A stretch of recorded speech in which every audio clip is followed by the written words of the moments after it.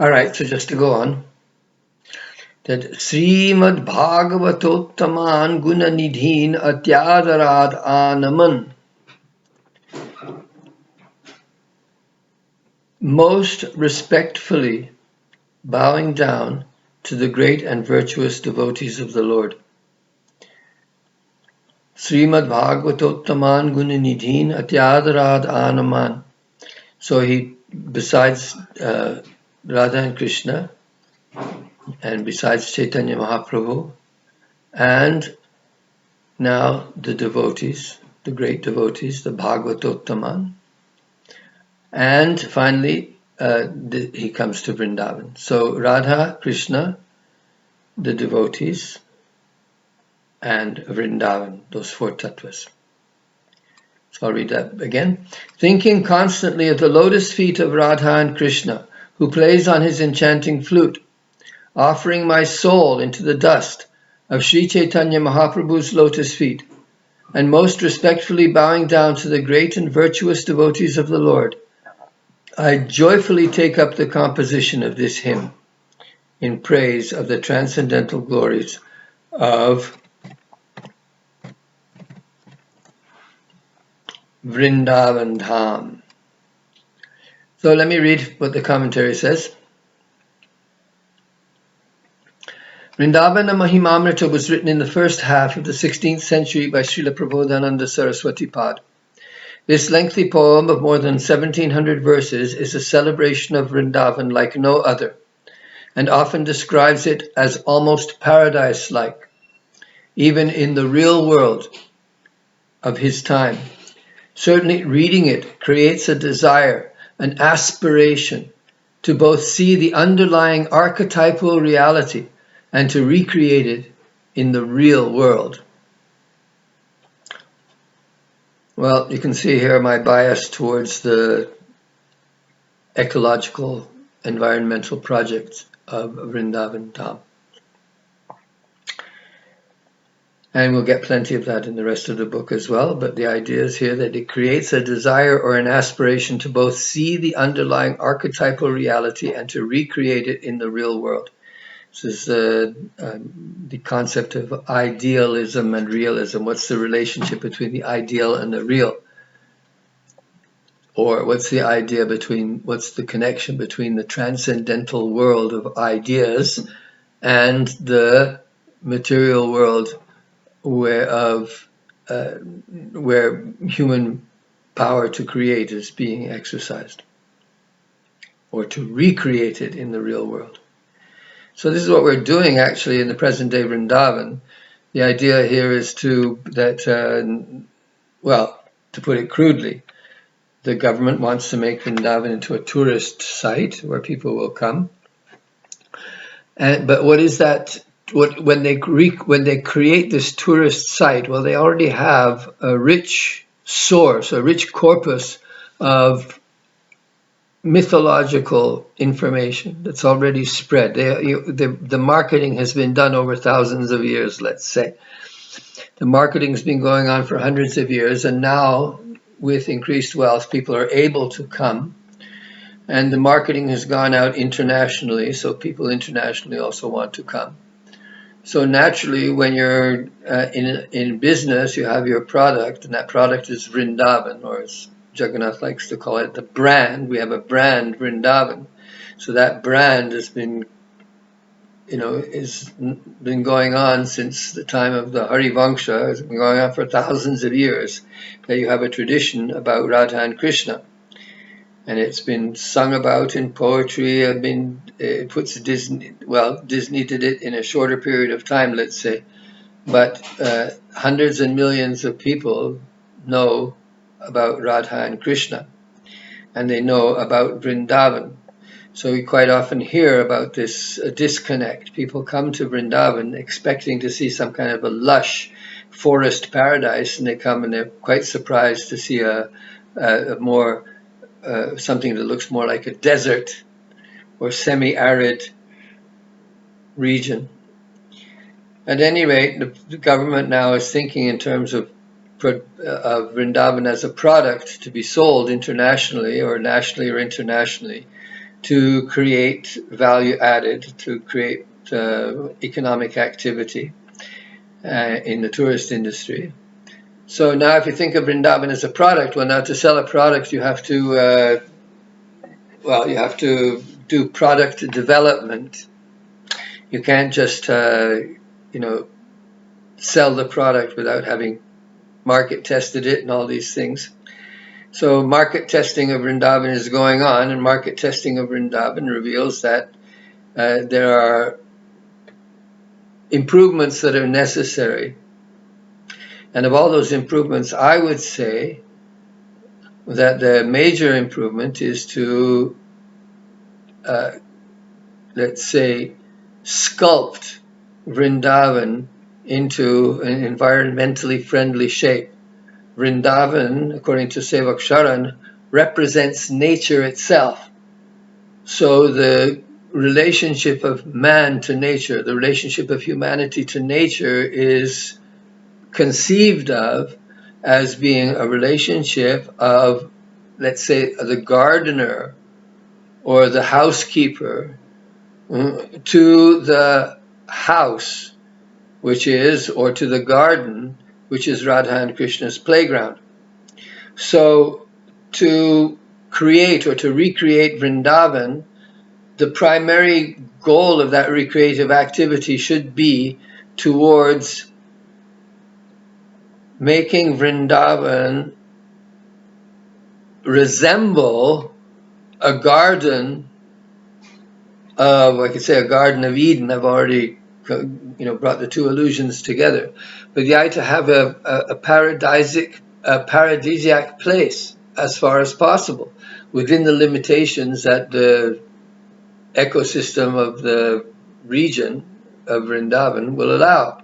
But that is actually very potentially extremely beautiful. If you go to a place like Tatyastan or Bhagavat Nivas or any of the gardens like the Rangaji Garden or the Bihariji Garden or the Radha Vallabha Gardens and Madan Ter and all the places that are in Vrindavan Dham that are still green and beautiful, my Lord, you think this is nice nature. This is not a desert at all. So that particular model of the idyllic Vrindavan forest should be an integral part of the development of the Holy Dham, because that's what really it is. That's the product. That is the product. The product is not the hotels. The product is not the skyscrapers. The product is not even the temples. The product is nature. The Vrindavan Dham represents a particular vision of the relationship of humanity to God and to the world. So this is one of the themes, obviously, that is going to be present in this discussion of Vrindavana Mahimamrita. Now, Prabodhananda, here I'm repeating some of the things that I already said. It is my belief that the 17th Shataka is the original one, and it was probably written before 1540, after the Chaitanya Chandramrita, and perhaps before Radha Rasasudha Nidhi. The rest of the Vrindavan Mahimamrita definitely being written afterwards. One of the reasons I think this way is because 4 of the 7 verses that make up direct reference to Chaitanya Mahaprabhu in the Vrindavan Mahimamrita are found there in the 17th Shataka, 17:1-3 and 17:89. The others are this verse, 1.1, 2.95, and 4.29, which is again repeated at 5.100. Those will be. We'll just read those verses at the end of this. Reading. Some other verses may be considered indirect references, but we will discuss those when we come to them. There are also apparently what might be seen as indirect references to Harivansh, the hit Harivansh. And in the commentary to Radha Rasa Sudha Nidhi by Harilal Vyas, he openly states that these are references to Harilal Vyas, to Hithari Vangsha. So Prabodhananda Saraswati's later works mention Chaitanya less frequently or prominently, and for reasons that we can only speculate on. But the basic reason would be, as I was already saying, that he's done his Chaitanya Chandramrita, and so now he's discussing another subject. So he offers his obeisances to Chaitanya at the beginning and the end of the Radharasa Sudhanidhi, and also these sporadic verses within Chaitanya Chandramrita, within Vrindavana Mahimamrita. So Prabodhananda Saraswati's later works mention Chaitanya less frequently or prominently for reasons that we can only speculate on. Again, in the later works, Sangeet Madhava and the other ones that I mentioned already, there's, I'll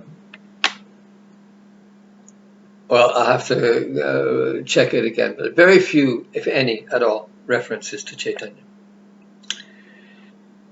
So the Radha Rasa Sudhanidhi circulated among the Radha Vallabhis has no verses glorifying Chaitanya, whereas that known to the Gaudiyas has extra verses at the beginning and at the end dedicating the work to him. The first of those is purely descriptive of his ecstatic form in Kirtan and mostly evocative of the kinds of verses found in Chaitanya Chandramrita. The last, however, credits Mahaprabhu's mercy for revealing Radha Tattva to him. In it, he also admits, as he has done elsewhere in his works, that he was formerly afflicted by the non-dual conception of the Supreme prior to meeting Chaitanya. So this is one of the evidences that ties Prabodhananda to Prakashananda. Sajayati Gaura Payodhir Mayavadarka Tapasantaptam Hrinanabha Udashitalayat Yo Radha Rasa Sadha Nidhina. Do that again. Sajayati Gaura Payodhir Mayavadarka Tapasantaptam Hrinanabha Udashitalayat Yo Radha Rasa Sudha Nidhina. So this is where the Gaudiya Sampradaya and Radha Vallabha Sampradaya part ways, because the Radha Vallabha Sampradaya, they could never accept that this testimony. So may the golden lake, Gaura Payodhi, may the golden lake be ever glorious, who has cooled the sky of my heart, which was burning from the summer heat of the Mayavada sun, with the ocean of nectar that is Radha Rasa, or by revealing the verses of this book, Radha Rasa Sudha Nidhi. There's a verse also in Chaitanya Chandramrita, which is very popular. There are not so many, I have forgotten. There's 3 or 4 mentions of Radha in the Chandramrita, not so many. Yatha yatha gaura padara vindeta bhaktim krita punya rashi tatha tathot sarpati hridya kasmat siradha padambuja prema rashi. So this is one of the great verses. It says that as one becomes it ties in with this, what we were discussing just before about the relationship between Gaura Lila and Radha Krishna Lila. But here he says Yatha yatha Gaura padara vindeta bhaktin krita punya rashi. To the extent that one has discovered bhakti to Sri Krishna Chaitanya Mahaprabhu, to Gaura. Yatha yatha Gaura padara vindeta bhaktin krita punya rashi. That supremely pious, that supremely meritorious soul who gains, who discovers Vindeta, who should discover, or who comes to know Sri Gauranga's lotus feet, to that very extent, tata tatau sarpati hridya akasmat, suddenly, in the heart, manifests love for Srimati Radharani's lotus feet. So, this is the earliest clear statement, because the Sudhanidhi, the Chaitanya Chandramrita is an early work. It's, very early. Maybe Chaitanya Mahaprabhu's own lifetime. I think that we all agree that it's written in Chaitanya Mahaprabhu's lifetime or very soon after his disappearance. Actually, very soon after his disappearance makes more sense, because there's one or two verses that indicate separation from Chaitanya and that he had disappeared. Right, so another prominent reason for believing that the last chapter of Vrindavana Mahimamrita is really the first is that it was circulated as an independent treatise called Vrindavan Shataka, which was translated and published several times, the earliest of which appears to be the Brajbhasha version by Bhagwanta Mudita, dated around 1650 CE. And I was very surprised that I was actually very surprised to see that in the Radha Vallabhi libraries around town, that there's very little actually manuscript evidence of Vrindavana Mahimamrita. It's not that a popular work. In actual fact, Sanskrit, there's the Sanskritic culture in the Radha Vallabha Sampradaya is definitely secondary to the Brajbhasha culture. And the Gaudiya Vaishnavas and the Nimbarkis have the most Sanskrit, and the Radha Vallabhis, and the Vallabha Sampradaya, of course. Right, so there are numerous verses in Radha Rasa Sudhanidhi that glorify Vrindavan, most notably in the concluding portions, verses 261 to 269, indicating that Prabodhananda's attention was turning towards the Dham itself at that time. On the other hand, Prabodhananda does not show much nishtha for Radha or Vrindavana in Chaitanya Chandramrita. So it may be assumed that he had not yet come to visit or stay there when he wrote the work. Nevertheless, there is one important verse that highlights the relationship of Chaitanya to his Vrindavan and Radha Nishtha. Prema, this is a marvelous verse.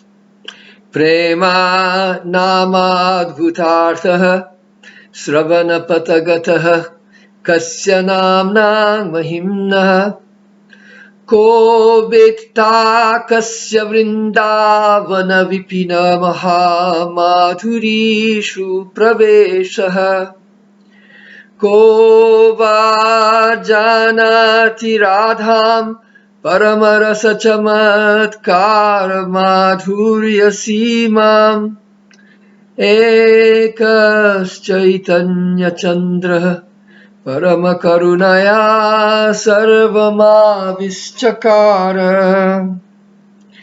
Who would have heard that the wonderful purpose of life is prema? Who would have known the glories of the names of Krishna? Who would have been able to enter into the tremendous sweetness of the forests of Vrindavan? And who would have known the extent of the amazing glories of the supreme rasa that is Radha? Chaitanya alone revealed all these things by his supreme mercy. I think that one warrants repetition. Prema namadbhutartha sravana patagataha kasya namna mahimna ko vetta kasya vrindavana vipina mahamadhurishu praveshaha ko va janati radham paramarasa chamatkar madhurya simam ekas chaitanya chandra Paramakarunaya sarvam avischakara. The name of Radha only appears 8 times. I had done the research already. So the name of Radha only appears 8 times in Chaitanya Chandramrita, mostly to stress that Mahaprabhu is either being absorbed in Radha's mood, there's 2 verses like that, as revealing Radha to the world, 4 verses, including this one, 5 verses, including this one, or being the combined form of Radha and Krishna, which also comes up twice. So there's quite a exhaustive analysis of Chaitanya's tattva in this Chaitanya Chandramrita. Should not be minimized. The shape, the direction, the evidence that Prabodhananda gives from the time of, from the time when Chaitanya Mahaprabhu was present, or very close to it. For the record, I'm going to translate these. So this is really the extent. I'm just going to finish up here today with the other verses from the Vrindavana Mahimamrita, and we will refer to them again later when we get there. So these are the verses from the 17th century. Namastasya kasmai chidapi purushaya adbhutamaha Mahimne bibhrajat kanakaruchidhamne swakripaya asankocenaiva shvapachamakilebhyah swayamaho dadoyah sadbhaktim vimalatarana rasavarnim. I bow down to some person. This is a very common, and Prabodhananda uses this trope quite frequently, but it's very old in Sanskrit.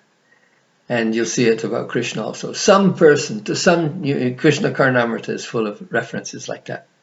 So you use the indefinite pronoun, kasmai, kasmaichit, somebody. I offer my basis to some person, somebody. And then he goes on to describe it. And of course, you know that it could only be Chaitanya. So here he says, Namastasmai kasmai chidapi. Somebody, even though he's unknown, right? The commentators generally gloss this as being anirvachaniya, indescribable, can't be fully described. So namastasmai kasmai chidapi purushaya adbhuta maha. It's okay, I will stop and I will have my editor cut this noise out.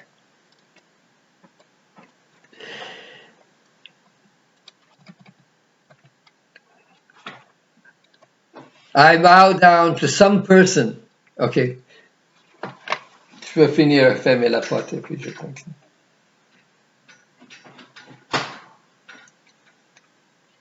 Non, ça va. Pas de problème. Je peux faire effacer cette partie-là.